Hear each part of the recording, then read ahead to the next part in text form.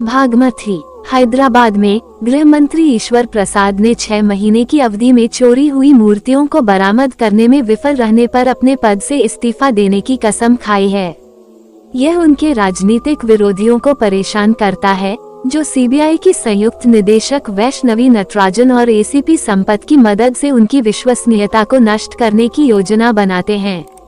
दोनों डीसी और ईश्वर की सबसे करीबी चंचला रेड्डी से पूछताछ करने की योजना बनाते हैं, जो अपने मंगेतर शक्ति संपत के भाई की हत्या के लिए जेल में है।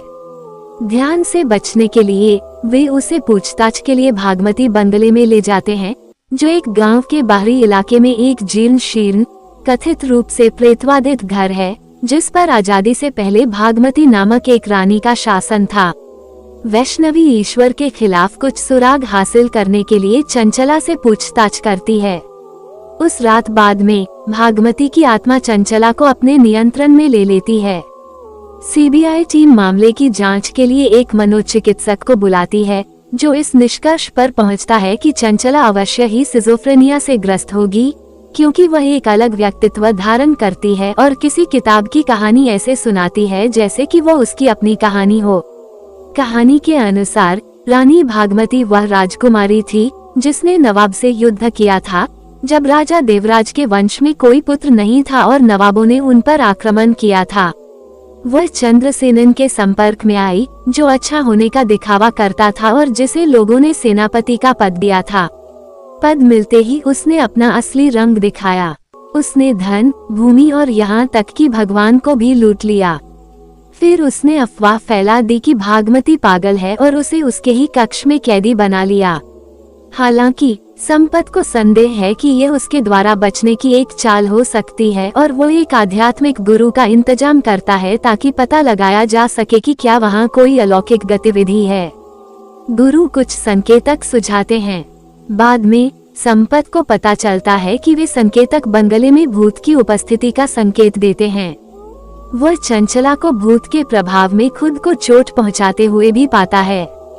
इसके चलते संपत चंचला को पागलखाने ले जाता है।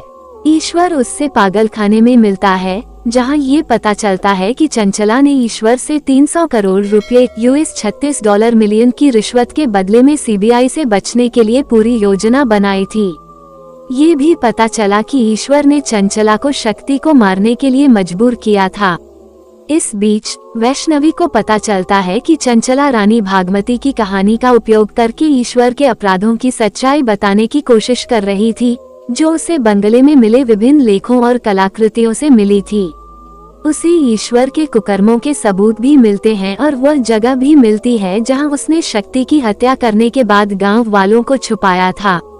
जब ईश्वर को पता चलता है कि उसकी पोल खुल चुकी है, तो उसे संपत द्वारा मार दिया जाता है, जिसने सच्चाई का पता लगा लिया कि चंचला ने शक्ति की हत्या नहीं की है। इस प्रकार निर्दोष साबित होकर चंचला को शक्ति की याद में एक चैरिटी संगठन चलाते हुए देखा जाता है।